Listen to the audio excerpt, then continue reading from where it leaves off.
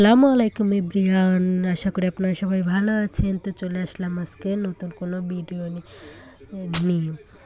তো কি ভিডিও, আজকে কী রান্না করলাম এসবে আপনাদের সাথে শেয়ার করব। তার জন্য আমি আজকে সকাল সকাল চলে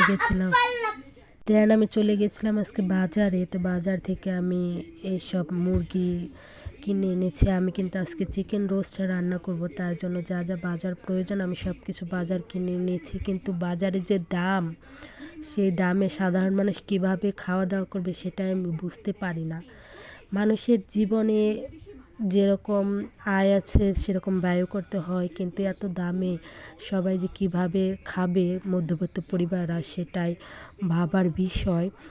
তো দেখুন এই কয়টা বাদাম 100 টাকা নিয়েছে। তো এত দাম, সংসার জীবনে না আসলে জানতামই না যে একটা মেয়ের কতটা প্রয়োজন, কত কি প্রয়োজন হয়, তাই না?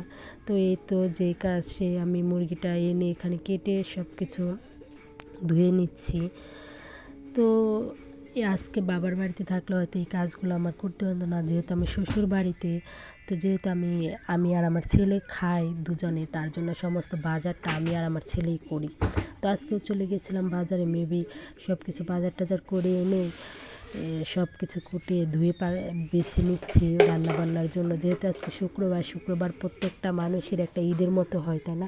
সারা সপ্তাহ বাচ্চাকে নিয়ে স্কুলে যাও, রান্নাবান্না করার সময় পাওয়া যায় না। শুক্রবারের দিন একটু ভালো মন্দ রান্না করার জন্য তৈরি থাকে, তাই না? কিছু কিছু মানুষ আছে যে 7 দিন আপনি ডাল ভাত খাবেন অথচ কেউ আপনার কথা বলবে না, কিন্তু একদিন একটু ভালো মন্দ খাবার খেলেই সবাই বলবে যে এত খাবার রান্না করেছে, এত অপচয় করে। কিন্তু সেই ব্যক্তিরা যে 7 দিন ডাল ভাত খেয়েছে সেটা কেউ দেখুন। আসলে সমাজের মানুষগুলো এরকম। আপনি কিছুদিন ভর্তা ভাত খেয়ে দেখুন না, একটা মানুষও বলবে না যে ওই মেয়েটা ভর্তা ভাত খেয়ে আছে, তাহলে ওকে কিছু দিয়ে আসি।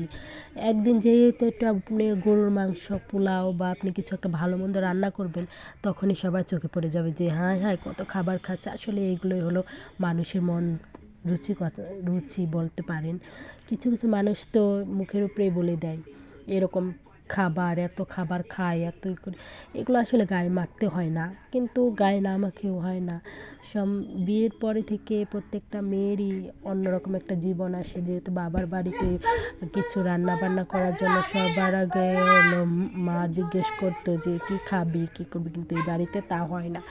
যেহেতু অনেক কষ্টের পর এখন আমি নিজে রান্না বান্না করতে পারি, তার জন্য আমি সব খাবারই খেতে পারি।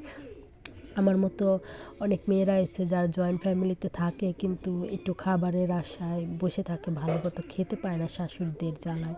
কিন্তু আমি যেহেতু আলাদা খাই, তার জন্য আমি আর আমার সন্তান যা চাই তাই খাই। যেহেতু আমার হাজবেন্ড আমাদের পাশে আছে, তার জন্য প্রত্যেকটা মানুষেরই উচিত তাদের সামর্থ্য মতো চলার। যার যেরকম সামর্থ্য আছে সে সেরকমভাবে তো চলবেই, তাই না? তো কী আর করার, মানুষ কিছু বললেও দোষ, খাবার খেলেও দোষ, খাবার না খেলেও দোষ, তাই না? আসলে এগুলোই হলো সমাজ। কিচ্ছু বলার নেই ভাই।